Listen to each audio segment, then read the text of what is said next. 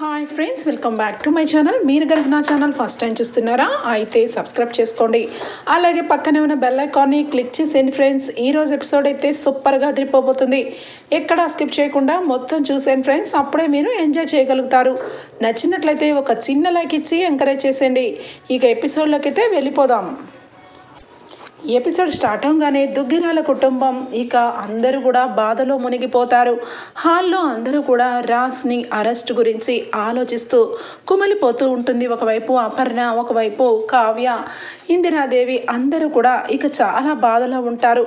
ఇక అప్పుడే అప్పు ఇంటికి వస్తుంది. అప్పుని చూసిన ధాన్యలక్ష్మి, అసలు నువ్వు మనిషివేనా, పోలీసు అయ్యావని అహంకారమా, రాజ్ ఏ తప్పు చేయలేదని నీకు తెలుసు, ఆ అనామిక ఎలాంటిదో నీకు తెలుసు, అలాంటప్పుడు రాజ్ని అరెస్ట్ చేస్తావా అని చెప్పి ఇక అప్పుని చాలా గట్టిగా నిలదీస్తూ ఉంటుంది ధాన్యలక్ష్మి. ఇక అప్పుడు వెంటనే కళ్యాణ్, ఏంటమ్మా ఏం మాట్లాడుతున్నావు, అన్నయ్య గురించి నీకంటే కూడా గొప్పగా ఆలోచిస్తుంది అప్పు. ఏ రోజు కూడా అప్పు ఇక అన్నయ్య విషయంలో ఒక్కరోజు కూడా తప్పుగా అనుకోలేదు. అలాంటిది అప్పు అరెస్ట్ చేసింది అంటే తను పోలీసు కాబట్టి తను డ్యూటీ తను చేసింది, అంతే తప్పించి అభిమానం లేకుండా ప్రవర్తించిందని ఎలా మాట్లాడుతున్నావు? అనామిక మన ఇంట్లో రాజ్ అన్నయ్య కారులోనే ఇక ఆ సామంత్ శవాన్ని చూసేసరికి అందరి ముందు, మీడియా ముందు అందరూ వచ్చి ఇక మీడియా వాళ్ళంతా కవరేజ్ చేస్తూ ఉంటే అప్పు అరెస్ట్ చేయక తప్పలేదు. అయినా ఈ విషయం గురించి నీకు కూడా తెలుసు కదా, పోలీస్ అంటే తన కర్తవ్యం తను చేసుకుంటూ ఉండాలి, బంధాలు బంధుత్వాలు ఇవన్నీ కూడా మర్చిపోవాలి. ఇవన్నీ కూడా నా భార్య కరెక్ట్గానే చేసింది. అన్నయ్య అరెస్ట్ అవ్వడం వల్ల కుటుంబం అంతా కూడా బాధలో ఉన్నాం. కానీ ఈరోజు నిజంగానే చాలా బాధేస్తుంది. మొట్టమొదటిసారిగా నేను పోలీస్ అయినందుకు చాలా బాధేస్తుంది కూచి అని చెప్పి ఇక ఏడుస్తూ ఉంటుంది అప్పు. ఒక్కసారిగా అందరూ షాక్ అయిపోతారు.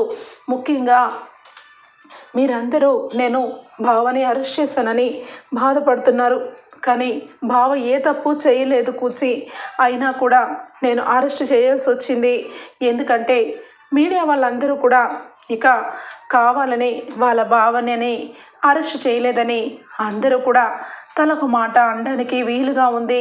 అయినా నేను ఈరోజు బావని ఇన్వెస్టిగేషన్ చేస్తాను. ఆయన బాధగా చెప్పారు. నిజానికి ఈ కేసుకి ఆయనకి ఎలాంటి సంబంధం లేదు అని చెప్పి అప్పు చెప్తుంది అందరికీ కూడా.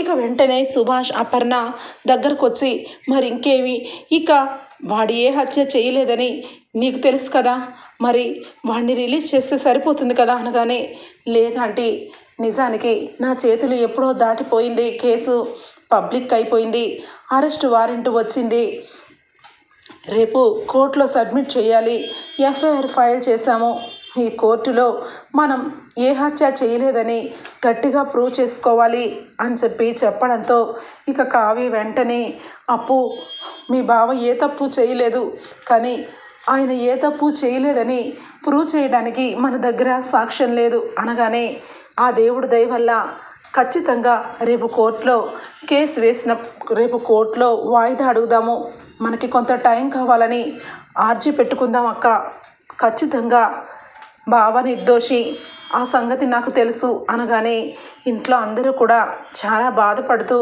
ఇక ఏదో రకంగా రేపు కోర్టుకైతే వెళ్ళి హాజరవ్వాలని అందరూ అనుకుంటారు. ఇక్కడికి వచ్చేస్తే అనామిక చాలా కోపంతో, చాలా పగ ప్రతీకారంతో అద్దం ముందు నుంచొని ఒక రకంగా సైకోలాగా అద్దంలో చూసి నవ్వుతూ ఉంటుంది. పక్కన సామంత్ ఫోటో ఉంటుంది. సామంత్ ఫోటోని చూసి చాలా సీరియస్గా ఇక చూస్తూ ఉంటుంది.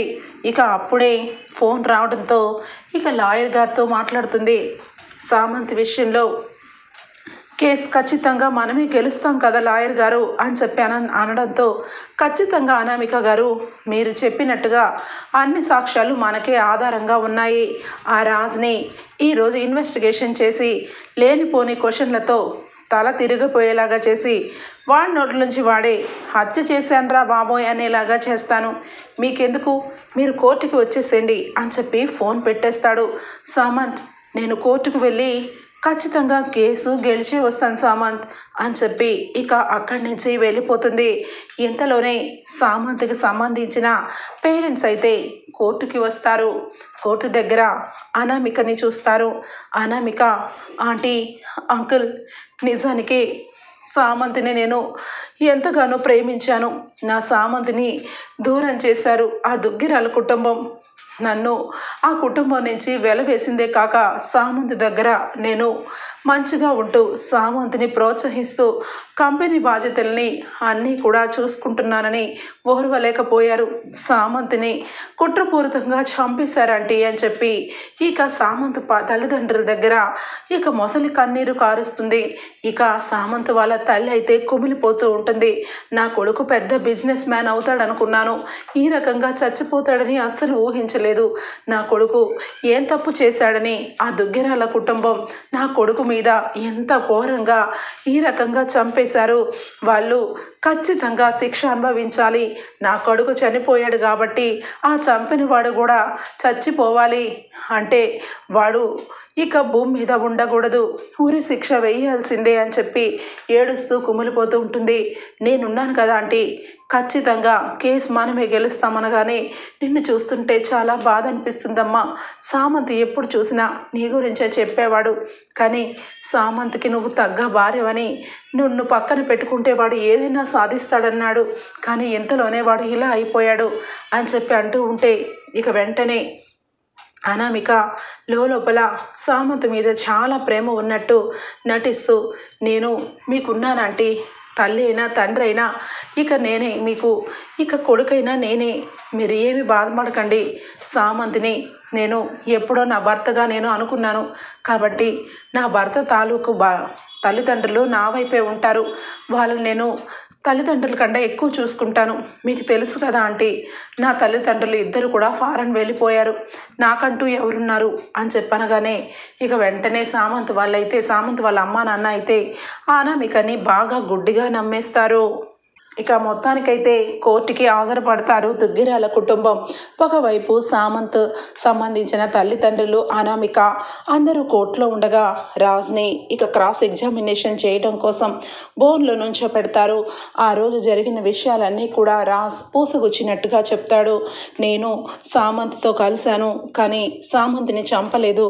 నేను నా ఫ్యామిలీ గురించి ఎంతో కష్టపడి నేను కంపెనీని ఎంతో మంచిగా గొప్పగా రన్ చేస్తున్నాను. నాకు పోటాపోటీగా సామంత్ ఉండేవాడు, కానీ ఎప్పుడు కూడా సామంత్ని నేను చంపాలని కానీ కొట్టాలని కానీ అనుకోలేదు అని చెప్పి రాజ్ తనదైన శైలిలో చెప్తాడు. ఇక కావ్యని క్రాస్ ఎగ్జామినేషన్ కోసం ఇక బోన్లో నుంచోపెట్టగానే లాయర్ గారు, కావ్య గారు, మీరు చెప్పండి, మీరు మీ భర్త కలిసి అనామిక వాళ్ళ ఇంటి మీద దాడి చేశారని అనామిక గారు అంటున్నారు, దానికి మీరు ఏం చెప్పాలనుకుంటున్నారు అనగానే, అవును, అనామిక చెప్పిన దాంట్లో అబద్ధం ఉంది. మేమేమీ దాడి చేయడానికి వెళ్ళలేదు. మా ఇంటి పరువు ప్రతిష్ట విషయంలో మా తాతయ్య గురించి చాలా గొప్పగా అంటారు, అందరూ అనుకుంటారు, కానీ మా తాతయ్య కోమలో ఉన్నప్పుడు ఈ అనామిక చాలానే చేసింది. ఈ అనామిక మా కుటుంబం మీద పగ తీర్చుకోవడం కోసం ఇక చాలా చేసింది అని చెప్పి కావ్య అంటూ ఉంటే, సారీ మేడం, మీరు ఏవేవో చెప్తున్నారు, నేను అడిగిన దానికి సూటిగా సమాధానం చెప్పండి. మీరు మీ భర్త కలిసి అనామిక వాళ్ళ హౌస్లోకి వెళ్ళి అందరి ముందు సామంత్ని చంపేస్తానని కొట్టాడా లేదా? మీ భర్త అలాగే అనామిక గారిని మీరు చేయి చేసుకున్నారని చెప్తున్నారు, ఈ రెండు కరెక్టో కాదో చెప్పండి ఫస్ట్ అనగానే ఇక వెంటనే కావ్య నిజమే చెప్తుంది. నిజమే, మేము వాళ్ళ ఇంటికి వెళ్ళిన మాట నిజమే. సామంత్ని నా భర్త చంపేస్తానని బెదిరించారు, కానీ మీరు అనుకున్నట్టు అనామిక అనుకున్నట్టు అది కోపంలో తప్ప నిజానికి నిజంగా ఆ మాట అని ఆ మాట చేసే మనిషి కాదైనా కోపంలో 1,00,000 అంటాం కదా లాయర్ గారు అని చెప్పి కావ్య అనడంతో, note this point your honour, ఎవరైనా కూడా కోపంలో అన్నా నిజంగా అన్నా జరిగిన వాస్తవమే ఇప్పుడు ఇక్కడ జరుగుతుంది. మీ ఆయన కోపంలో అన్నారని మీరు అంటున్నారు, అక్కడ అనామిక గారికి సామంత్ తప్ప మరొక ప్రపంచమే తెలియదు. అలాంటి వ్యక్తిని పొట్టని పెట్టుకొని చాలా పెద్ద పొరపాటు చేస్తారు. ఒక మనిషిని చంపేస్తాను అన్న మాట ఎంతవరకు కరెక్టో ఒక్కసారి మీరే ఆలోచించుకోండి. జరిగింది చూస్తుంటే కావాలని ఆ రోజు చంపాలని ఆ మాట అన్నాడని తెలుస్తుంది. కాబట్టి మీరే ఆలోచించండి యువర్ ఆనర్. వీళ్ళు సామంతిని క్లియర్ అండ్ కట్గా చంపారు. ఇంకొక విషయం ఏంటంటే సామంతిని చంపిన రాడ్ కూడా ఇక ప్రొడ్యూస్ చేశాము. అతనిని బలవంతంగా తల మీద కొట్టి గాయపరిచి మరీ చంపాడు ఈ వ్యక్తి. దాని మీద ఈ రాజ్ ఫింగర్ ప్రింట్స్ ఉన్నాయి, అది మీకు సబ్మిట్ చేసాం యువర్ ఆనర్ అని చెప్పి అనగానే ఒక్కసారిగా గుండె జల్లుమంటుంది దుగ్గిరాల కుటుంబానికి. రాజ్ స్టన్ అయిపోతాడు. ఒక్కసారిగా రాజ్ ఇక రాడ్డుని నేను తీసుకుని కొట్టానా అని చెప్పి షాక్ అయిపోతూ ఉంటాడు. ఇక కావ్య, మీరు మాట్లాడేదంతా కరెక్ట్ కాదు, ఆయన ఆ రకంగా చేయలేదు అనగానే మీరు ప్లీజ్ మీరు వెళ్ళొచ్చు అని చెప్పి ఇక కావ్య చెప్తున్నా పట్టించుకోకుండా కిందకి దిగి వెళ్ళిపోమంటారు. ఇక వెంటనే కావ్య ఏం చెయ్యాలో తెలియక కిందకి దిగిపోతుంది. వెంటనే రాజ్ వాళ్ళ లాయర్ ఇక ఒక 2 రోజులు గడువు ఇవ్వమని కోరటంతో ఇక వాయిదా వేస్తారు జడ్జి గారైతే. ఇక ఇంటికి వచ్చి కావ్య చాలా బాధపడుతుంది, ఏడుస్తుంది. కృష్ణుడి దగ్గర కూర్చొని కృష్ణయ్య ఏంటయ్యా నీ లీలలు, మా జీవితాలని ఇప్పుడిప్పుడే బాగుపడ్డాయని ఎంతో మురిసిపోయాను. నా భర్త నన్ను అర్థం చేసుకున్నారని ఎంతగానో సంతోషపడ్డాను. కుటుంబ సమస్యలని ఇద్దరము కలిసికట్టుగా పరిష్కరిస్తూనే ఒక్కటవుతూ ఉన్నాము. జీవితంలో ఎప్పుడూ కష్టాలే తప్ప సుఖాలు ఏ రోజు ఎరగలేదు. కానీ ఈరోజు నా భర్త కటకటాల పాలయ్యారు. హత్య చేశాడంటున్నారు, సాక్ష్యాలు అంటున్నారు. ఏం చేయమంటావు కృష్ణయ్య? నువ్వే దారిని చూపించు కృష్ణయ్య, నాకు నీవు తప్ప ఎవరు దిక్కు కృష్ణయ్య అని చెప్పి కృష్ణుడి పాదాల మీద పడి ఏడుస్తూ ఉంటుంది కావ్య. అటువైపుగా ఇక ఇందిరాదేవి వచ్చి కావ్య అని చెప్పి దగ్గరకు వచ్చి అమ్మ కావ్య, ఎందుకమ్మా ఏడుస్తున్నావు? జీవితంలో ఎన్నో ఒడిదుడుగులు చిన్న వయసులోనే చూసావు. ఈ విషయంలో నువ్వు ఇంత ఘోరంగా అయిపోతావని అనుకోలేదు. మన రాజు ఏ తప్పు చేయలేదు. ఖచ్చితంగా రాజ్ నిర్దోషి అని బయటకు వస్తాడనే నమ్మకం నాకుంది. వాడు కారు తీసుకొని ఆ రోజు ఇక ఫ్యాక్టరీకి వెళ్ళిన తర్వాత ఏదో జరిగింది నానమ్మ. అందుకే కారులో ఆ రకంగా డెడ్ బాడీ వచ్చింది.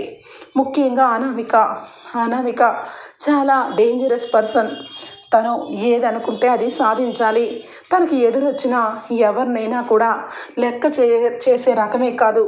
ఇక్కడ ఉన్నంతకాలం కళ్యాణ్కి టార్చర్ పెడుతూ ఇంట్లో అందరినీ కూడా బాధ పెట్టేది. ఇప్పుడు కూడా అదే చేస్తుంది. ఈరోజు నా భర్త అనుకోకుండానే ఈ రకంగా ఊబిలో కూరుకుపోయాడు. అందుకే నానమ్మ ఏడుస్తున్నాను. నా భర్తని ఎవరో ఒకరు కాపాడాలి, ఈ కృష్ణయ్యే కాపాడాలి అని చెప్పి ఇక దేవుడు గదిలో నానమ్మతో తన బాధ చెప్పుకుంటూ ఒకవైపు ఇందిరాదేవి కావ్య ఇద్దరు కూడా బాధపడుతూ ఉంటారు. ఇక అప్పుడే కళ్యాణ్ అప్పు వస్తారు. ఇక ఒకవైపు కుటుంబం అంతా కూడా రాజ్ ఇక జైల్లో ఉన్నందుకు బాధపడుతూ ఇక ఏదో రకంగా ట్రై చేయాలి.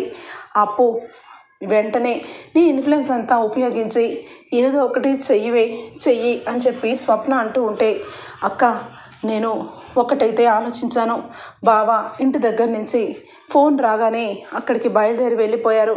ఆ తర్వాత అక్కడి నుంచి ఫ్యాక్టరీకి వెళ్ళగానే అక్కడ 2 వ్యక్తులు వచ్చి పెట్రోల్ పోస్తూ ఉంటే వాళ్ళిద్దరిని పంపించడం కోసం వాళ్ళిద్దరు వెనక పడ్డాను. వాళ్ళు పారిపోయారని చెప్పాడు. ఆ తర్వాత ఇంటికి వచ్చానన్నారు. ఇదంతా జరుగుతూ ఉండగా కారులో ఈ డెడ్ బాడీని ఎవరో ఒకరు పెట్టే ఉంటారు. లేదంటే డెడ్ బాడీ ఎలా వస్తుంది? ఖచ్చితంగా సీసీటీవీ ఫుటేజ్లో ఈ విషయాలన్నీ కూడా తెలుస్తాయి అని చెప్పి ఇక కావ్యని ధైర్యం చెప్పి ఇక అప్పు అయితే నేను రేపటి కల్లా ఏం జరిగిందో తెలుసుకుంటానక్క, అంతవరకు నువ్వు స్థిమితంగా ఉండు, బావా ఏ తప్పు చేయలేదు అని చెప్పి ఇక అప్పు చెప్పడంతో కళ్యాణ్ అప్పు ఇద్దరు కూడా రాజు గురించి ఇక సీసీటీవీ ఫుటేజ్ తీయించడం కోసం వెళ్తారు. అన్ని విధాలా ట్రై చేస్తారు. ఎక్కడ కూడా సీసీటీవీ ఫుటేజ్లో కారులోకి ఇక డెడ్ బాడీ ఎక్కించినట్టుగా ఎక్కడ కనబడదు. కొన్ని చోట్ల సీసీటీవీ ఫుటేజ్ అసలు పని చేయవు. ఇక ఈ విషయంలో కూడా ఫెయిల్ అయ్యాం. ఇప్పుడు బావకి ఆ కారులో డెడ్ బాడీ ఎలా వచ్చిందో ప్రూవ్ చేయకపోతే బావే చేసినట్టు రాడ్తో సహా సాక్ష్యాలు ఉన్నాయి కూచి అని చెప్పి ఇక అప్పు బాధపడుతూ ఉంటుంది. ఇక వెంటనే ఇక కావ్య చాలా కోపంతో ఆవేశంతో లెగిసి, ఈరోజు అనామిక చాలా పెద్ద నింద వేసింది నా భర్త మీద. నా భర్త గురించి చాలా తక్కువ అంచనా వేసి నా భర్తని ఇరికించింది. ఆ అనామిక ఏదో చేసింది. ఖచ్చితంగా అనామికకు సంబంధించి ఏ ప్రూఫ్ అయినా తీసుకొని రావాల్సిందే అని చెప్పి ఇక మొత్తానికైతే నేను నా కళ్ళతో చూడాల్సిందే అని చెప్పి ఇక ఫ్యాక్టరీకి వెళ్తుంది కావ్య ఫ్యాక్టరీకి వెళ్ళగానే అక్కడ ఇక సెక్యూరిటీ ఉంటాడు. సెక్యూరిటీ దగ్గరికి వెళ్తుంది. సెక్యూరిటీ, ఆ రోజు రాత్రి ఏం జరిగింది భయపడకుండా చెప్పు. ఇక సార్ రాకముందు ఎవరైనా వచ్చారా? ఇక్కడ ఎవరైనా ఏదైనా చేసుకున్నారా? చెప్పు. నిన్నెవరైనా భయపెట్టారా? ఏం జరిగిందో చెప్పు. నువ్వు చాలాసార్లు డబ్బులు లేక నీ పిల్లలు చాలాసార్లు ఆకలితో ఉన్నారంటే ఆయన ప్రేమగా మీ కడుపు నింపి నీకు బోనస్ అని ఎన్నోసార్లు తెలియకుండానే అందరికంటే ఎక్కువగా చూసుకున్నారు. అలాంటి మనిషి ఈరోజు కోర్టులో ఉన్నారు, ఇక జైల్లో ఉన్నారు. రేపో మాపో ఆయనకు శిక్ష పడుతుంది. ఖచ్చితంగా ఏం జరిగిందో నువ్వు తండ్రిలాగా ఆలోచించి విషయం చెప్తావని ఇక్కడికి వచ్చాను అని చెప్పి అనగానే, లేదమ్మా, అసలు ఆ రోజు ఫోన్ నేనే చేశాను, కానీ వాళ్ళు పారిపోయారు. రాజు రాడ్ తీసుకొని వాళ్ళు వెంట వెళ్ళారు, అంతే అమ్మా, అంతకు మించి ఏం జరగలేదు. నేను ఇక్కడే ఉంటాను కదా, ఇక్కడికి ఎవరు రాలేదమ్మా అని చెప్పి తడబడుకుంటూ ఇక అబద్ధం చెప్తాడు. ఇక కావ్య అయితే వెంటనే సరే నువ్వు చెప్పింది నిజమే అనుకుంటాను అని చెప్పి ఇక వెంటనే అక్కడి నుంచి వెళ్ళిపోతుంది. వెళ్ళిపోయిన తర్వాత ఇక సెక్యూరిటీ అయితే అటు ఇటు చూసి డోర్ వేసుకొని ఇక వెంటనే కాల్ చేస్తాడు అనామికకి. అనామిక గారు, మేడం గారు, దయచేసి నా భార్య పిల్లల్ని వదిలిపెట్టండి.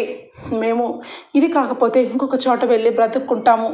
మీరు మాత్రం మీ గురించి మాత్రం ఎవరికి చెప్పను, నా ప్రాణం పోయినా చెప్పను. నా భార్య పిల్లల్ని వదిలిపెట్టండి అని చెప్పి ప్రాధేయపడుతూ ఉంటాడు. ఇక వెంటనే, ఇదిగో నీ భార్య పిల్లల గురించి అడిగావంటే ఊరుకోను. చెప్పాను కదా, కోర్టులో కేసు నడుస్తుంది.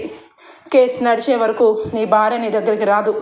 నువ్వు గనక నోరు విప్పి ఎవరికైనా నిజం చెప్పావో నిన్ను, నీ భార్యని, నీ పిల్లల్ని, సామంతిని ఏ రకంగా లేపేశానో నిన్ను కూడా అదే పరిస్థితి తీసుకొస్తాను, ఖబర్దార్ అని చెప్పి ఫోన్ పెట్టేస్తుంది. ఒక్కసారిగా ముచ్చెముట్లు పడుతూ ఇక వెంటనే అటు ఇటు చూస్తూ ఇక ఏం చేయాలో తెలియక వెంటనే బీపీ వచ్చి కింద పడిపోతాడు. వాటర్ కావాలని నీళ్ళు అని చెప్పి కింద పడిపోగానే ఇక వెంటనే పరుగున కావ్య వచ్చి ఇక వాటర్ బాటిల్తో నీళ్ళు అందిస్తుంది. ఇక సెక్యూరిటీ కళ్ళు తెరిచి ఇక చూసేసరికి కావ్య మేడం, మీరు ఇక్కడ అనగానే, నేను ఇక్కడే ఉన్నాను, నేను వెళ్ళిపోయానని నువ్వు ఎవరితోనో మాట్లాడుతున్నావు, నేను విన్నాను. నువ్వు ఎవరు కాల్స్కో బెదిరిపోతున్నావు. నీ భార్య బిడ్డల్ని కిడ్నాప్ చేసి నీ నోటి వెంట నిజాన్ని దాచేస్తున్న వ్యక్తి పేరు చెప్తున్నారా లేదా? మీ వెనకాల మేమున్నాం. మీరు ఏ విషయంలోనూ భయపడాల్సిన అవసరం లేదు. నిజాన్ని నిర్భయంగా మాకు చెప్పండి. కోర్టులో నిజాన్ని నేను గెలిపించి మిమ్మల్ని సెక్యూరిటీ గార్డుగా అందరి ముందు చూపించి మీ కుటుంబానికి జరిగిన అన్యాయాన్ని జడ్జి గారి ముందే సాల్వ్ చేస్తాను. నన్ను నమ్మండి, దయచేసి నమ్మండి అనగానే, ఏం మాట్లాడుతున్నారు? నాకు మీరు ఈ రకంగా మాట్లాడుతుంటే నాకేం అర్థం కావట్లేదు. అసలు నేను మీ విషయంలో తలదూర్చే అవసరం నాకేముంది? నన్ను ఎవరు బెదిరించలేదు. మీరు నన్ను ఉద్యోగం ఇచ్చి పెంచి పోషిస్తున్నారని నేను మీకు అన్ని నిజాలు లేవని, ఉన్నవని, లేనివని చెప్పాలా? నా వల్ల కాదు అని చెప్పి అక్కడి నుంచి ఇక వెళ్ళిపోతాడు. అయితే ఇక కావ్యకి అర్థమవుతుంది, ఖచ్చితంగా ఇక సెక్యూరిటీకి విషయం అంతా తెలుసు, కానీ భయపడుతున్నాడు. ఈ భయాన్ని పోగొట్టాలి. అలాగే ఇతని నిజాన్ని కోర్టుకు వెళ్ళి సబ్మిట్ చేయాలి. ఇతను ఏం చెప్తాడో వినాలి అని చెప్పి ఇక వెంటనే కావ్య అప్పుకి విషయాన్ని చెప్తుంది. అప్పు వెంటనే మరి ఇంకేంటక్క ఆలోచన, వాడికి 4 తగిలిస్తే వాడే నిజం చెప్తాడు అనగానే, వద్దప్పు, వాళ్ళు లేని వాళ్ళు డబ్బు కోసం సెక్యూరిటీ గార్డ్గా కొన్ని సంవత్సరాలుగా మన కంపెనీలో పనిచేస్తున్నాడు. తనకి చేసేది తప్పో ఒప్పో తన పక్కన పెట్టేస్తే తన భార్య పిల్లల్ని కిడ్నాప్ చేశారు. అందుకే ఆయన నోట్లో నుంచి నిజం బయట చెప్పలేకపోతున్నాడు. ఈ విషయాన్ని నాకు అర్థమైంది అనగానే, మరి ఏం చేయాలక్క, వీడిని గట్టిగా అడిగితే నిజం వస్తుంది కదా అనగానే, నిజాన్ని చెప్పలేడప్పు, ఎందుకంటే తన పిల్లల కంటే తన భార్య కంటే ఈ లోకంలో ఎవరు కూడా ఎక్కువ కాదు కదా అని చెప్పి అంటూ ఉంటుంది కావ్య. ఇక మొత్తానికైతే ఆ సెక్యూరిటీకి ఒక కన్నేసి ఉంచాలని ఇక అనామిక ఎప్పుడైనా సెక్యూరిటీకి ఫోన్ చేస్తుందా, ఎవరు ఏం చేస్తారని కాల్ ట్రాపింగ్ అయితే ఇక పెట్టిద్ది అప్పు. అయితే అనామిక కాల్స్ అన్నీ కూడా ఇక వినడానికి అప్పు అయితే సిద్ధపడుతూ ఉంటుంది. ఇక అప్పుడే అసలైన నిజాలు బయటకు వస్తాయని ఎప్పటికప్పుడు అనామిక కాల్స్ అన్నీ కూడా ఇక చూస్తూ ఉంటుంది. ఇక అప్పుడు అప్పుకి చాలా భయంకరమైన విషయాలు బయటపడతాయి. అనామిక ఇక సామంత్ ఇద్దరు కూడా గొడవ పడుతూ ఉంటారు. ఇక ఆ విషయాలన్నీ కూడా ఇక అనామిక వేరొక వ్యక్తితో చెప్తూ ఉంటుంది. ఇదిగో, నేను ఎలాంటి దాన్నో నీకు ఇప్పటికీ తెలిసే ఉండొచ్చు. ఒకప్పుడు కళ్యాణ్ నన్ను పెళ్లి చేసుకొని నన్ను మోసం చేసి ఆ అప్పుని పెళ్లి చేసుకున్నాడు. అందుకని వాడికి ముచ్చమొట్లు పట్టించాను. వాడిని చివరాఖరి వరకు టార్చర్ చేస్తూనే ఉన్నాను. కానీ ఇప్పుడు నా జీవితంలోకి సామంత్ వచ్చాడని చాలా చాలా గర్వపడ్డాను. కానీ వాడు కూడా అందరిలాంటి వాడే. వాడు ఉన్న పలంగా వేరొక అమ్మాయితో అక్రమ సంబంధం పెట్టుకొని ఆ అమ్మాయిని పెళ్లి చేసుకుంటానన్నాడు. అందుకే వాడిని లేపేశాను అని చెప్పి అంటూ ఉంటుంది. ఒక్కసారిగా అప్పు షాక్ అయిపోతుంది.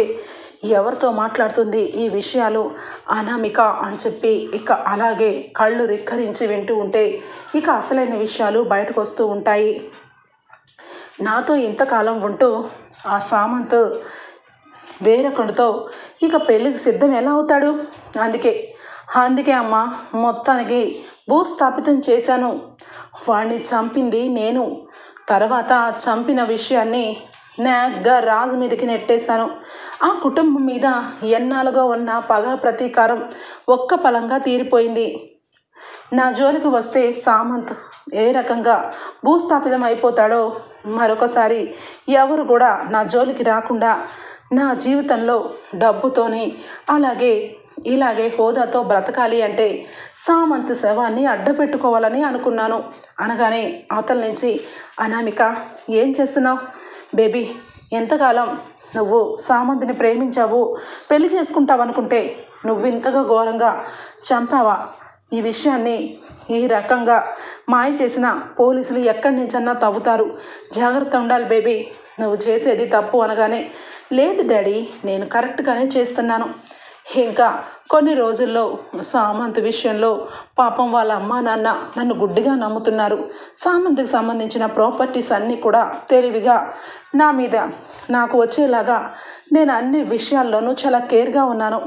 సామంత్ నన్ను మానసికంగా బాధ పెట్టాడు డాడీ.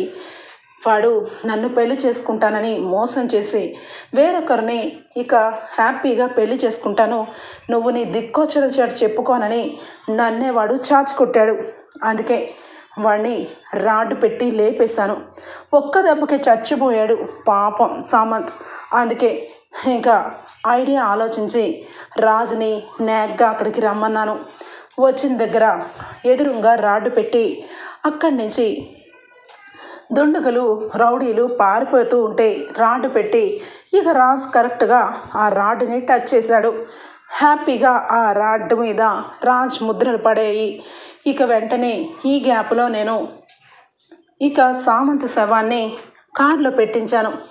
ఇప్పుడు మొత్తానికి ఫేవర్గానే ఉంది కోర్టులో మనకి. రేపు లాస్ట్ రోజు, రేపు ఖచ్చితంగా రాజుకి ఇక యావజ్జీవ కారాగార శిక్ష పడుతుంది. ఇక ఆస్తి మొత్తం నాకు దక్కుతుంది. హ్యాపీగా లైఫ్ని లీడ్ చేస్తూ ఉంటాను డాడీ అని చెప్పి ఇక అనామిక వాళ్ళ అమ్మా నాన్నతో ఫోన్లో మాట్లాడుతూ ఉంటుంది. ఇక వెంటనే అప్పు అయితే కాల్స్ అన్నీ కూడా ఇక మొత్తం అన్నీ రికార్డ్ చేసుకొని, అనామిక నువ్వు ఎంత దుర్మార్గురాలువా, చివరి ఆఖరికి ఒక మనిషిని కూడా చంపేసి ఆ చావుని మా బావ మీదకి వేస్తావా నిన్ను అని చెప్పి ఇక కోపంతో అక్కడి నుంచి ఇక కావ్య దగ్గరికి వస్తుంది. కావ్య, అప్పు ఏం చెయ్యాలి, రేపే లాస్ట్ రోజు, ఇడు చూస్తే మొత్తానికి ఇక ఆయన చంపినట్టుగా సాక్ష్యాన్ని చూపిస్తున్నారు, కానీ మన దగ్గర ఎలాంటి సాక్ష్యం లేదు కదా అని చెప్పి బాధపడుతూ ఉంటుంది కావ్య.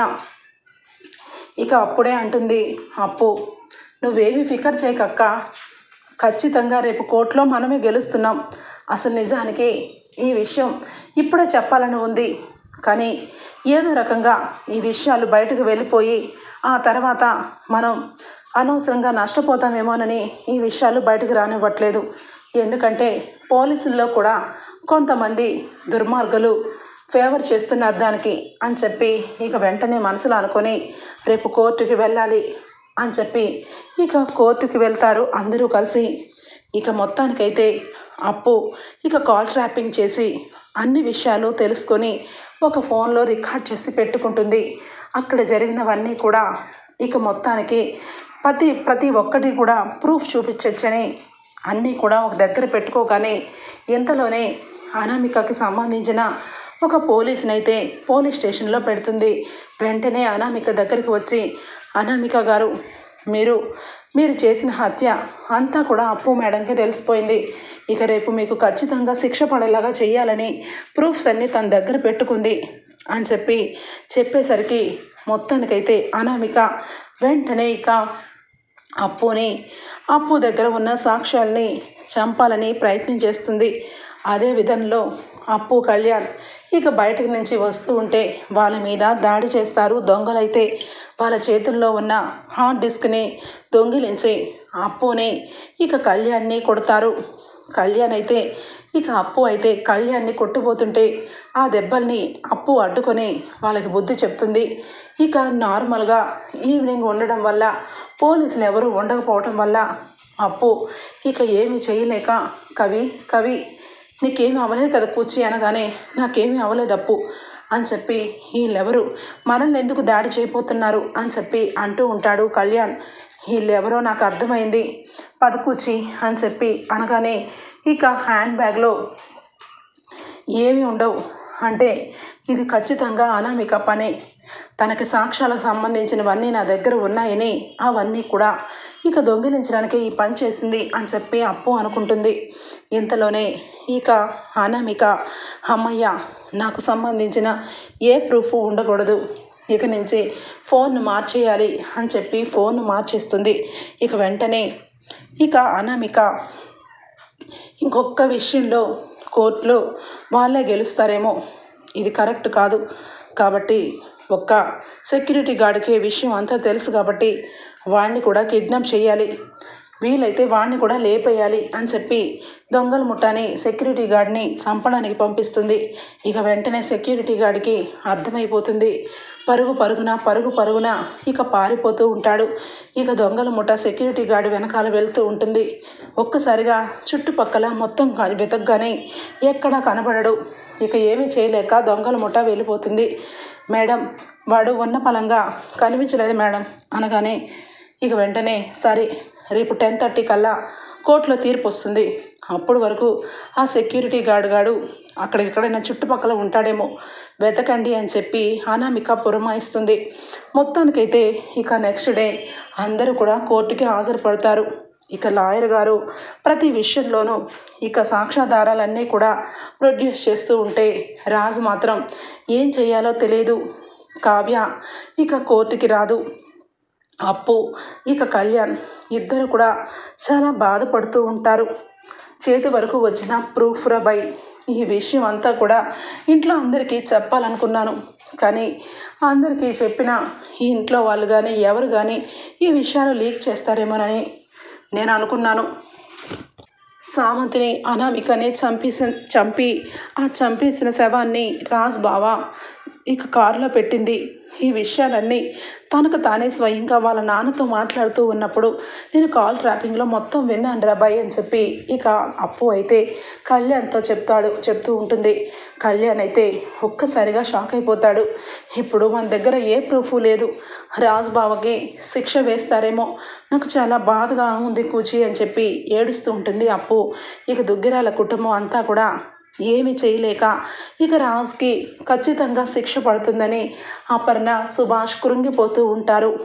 అవును, ఇంతకీ కావ్య కనిపించటం లేదు అనగానే, ఏమోనండి, కావ్య నాతో మాట్లాడలేదు, మర్చిపోయాను, పొద్దున్నే గుడికి వెళ్ళొస్తాను అత్తయ్య అని చెప్పి వెళ్ళిన మనిషి ఇప్పటి వరకు రాలేదండి. ఇటు చూస్తే కేసు మనం ఓడిపోయేలా ఉన్నాం, రాజుని ఇక జైలుకు పంపిస్తారు శాశ్వతంగా అని చెప్పి అపర్ణ బాధపడుతూ ఉంటే, ఒకవైపు రుద్రాని రాహుల్ అయితే ఇక హ్యాపీగా రాజ్ జైలుకి వెళ్ళిపోతాడు. ఇక నిన్ను ఎండీగా కూర్చోపెట్టి ఆస్తి మొత్తం కొట్టేసేయచ్చు అని చెప్పి ఇక అనుకుంటూ ఉంటే, ఒకవైపు అనామిక కూడా ఇక వాళ్ళ కేసు గెలుస్తుందని ఎంతో దర్జాగా ఉంటుంది. ఇక జడ్జి గారి ముందుకి డైరెక్ట్గా వస్తూ ఒక్కసారిగా ఇక షాక్ ఇస్తుంది కావ్య. సెక్యూరిటీ గార్డ్ని తీసుకుని వచ్చి నిజాన్ని మొత్తం కూడా చెప్పిస్తుంది. కానీ అనామిక మాత్రం ఒప్పుకోదు. ఈ మేడం గారే ఆ రోజు సామంత్ అనే వ్యక్తిని చంపేసి ఆ చంపిన శవాన్ని రాజ్ సార్ కారులో పెట్టింది. ఈ విషయాలు చెప్పకుండా ఉండడం కోసం నన్ను బ్లాక్మెయిల్ చేసింది సార్ అని చెప్పి అన్ని విషయాలు చెప్తాడు. లేదు, నా మీద రాజ్ కావాలని వాళ్ళ ఆఫీస్లో ఉన్న సెక్యూరిటీని ఈ రకంగా ప్రిపేర్ చేసి నా మీదకు వదులుతున్నారు, ఇదంతా అబద్ధం అని చెప్పి అనామిక చెప్తూ ఉంటే, అప్పుడు జడ్జి గారైతే, నోరు మూసుకొని ఉంటావా, ఇదంతా చేసి నువ్వే తిరిగి కేసు పెట్టి ఈరోజు నా ముందే ధైర్యంగా మాట్లాడతావా, నువ్వు కాల్ ట్రాపింగ్ చేశావు, అప్పు సబ్మిట్ చేసి ఎందుకమ్మా బాధపడుతున్నావు అనగానే, సార్ నేను పంపించిన రికార్డ్స్ అన్నీ కూడా మీ దగ్గర సేఫ్గా అందినాయా, అవన్నీ కూడా సేఫ్గానే ఉన్నాయి కదా సార్ అనగానే, సేఫ్గానే ఉన్నాయి, నువ్వు ఆ రోజు నా దగ్గరకు వచ్చి విషయం అంతా చెప్పావు, కాల్ ట్రాపింగ్ చేసి అనామిక గురించి నిజాలన్నీ చెప్పావు, పర్సనల్గా ఆ విషయాలన్నీ విన్నాక నేను కూడా ఒకసారి పర్సనల్గా వినాలని దాని డూప్లికేట్ తెప్పించి పెట్టుకున్నాను, అసలైన సాక్ష్యాలు నీతో పాటే తీసుకొని వెళ్ళిపోమన్నాను, నువ్వు నిజానికి ఆ సాక్ష్యాలన్నీ తీసుకొని ఈరోజు వస్తానన్నావు, కానీ ఆల్రెడీ సాక్ష్యం నా దగ్గర చేరిపోయింది. ఈ గవర్నమెంట్లో ఎవరి కాల్స్ అయినా ఎవరైనా ట్రాప్ చేసినా ప్రతి ఒక్క కాల్ రికార్డ్ అలానే ఉంటుంది. అప్పు, నువ్వు చేసిన విషయంలో నిన్ను అప్రిషియేట్ చేయాలి. ఇక మొత్తానికైతే ఈ అనామిక ఒక హత్య చేసి అమాయకుడైన దుగ్గిరాల రాజ్ని మోసం చేసి అతన్ని కటకటాల పాలు చేయాలనుకున్నా ఈమె దుర్మార్గురాలైన ఐడియాకి మేము సమర్థించడం లేదు. యావజ్జీవ కారాగార శిక్ష అనామికకి వేస్తున్నాను, నిర్దోషిగా రాజుని ప్రకటిస్తున్నాను అని చెప్పి తీర్పునిస్తారు జడ్జి గారు. ఇక మొత్తానికైతే ఇక రాజ్ని ఇక కోర్టులోంచి కావ్య రాగానే ఏమండి అని చెప్పి గట్టిగా పట్టుకొని ఏడుస్తుంది. ఒకవైపు అనామికని ఇద్దరు వ్యక్తులు, అప్పు అలాగే ఇంకొక వ్యక్తి కలిపి సంఖ్యలు వేసి ఇక జీవులోకి కూర్చోపెట్టి నీ జీవితాంతం జైల్లో చెప్పకూడదు తిను అని చెప్పి అప్పు చెప్తూ ఉంటుంది. ఓకే ఫ్రెండ్స్, రాబోయే ఎపిసోడ్స్లో ఈ విధంగానే జరగబోతుంది. మీకు కనుక నచ్చినట్లయితే ఒక లైక్ ఇచ్చేయండి friends. Bye, take care, thank you for watching. Hi.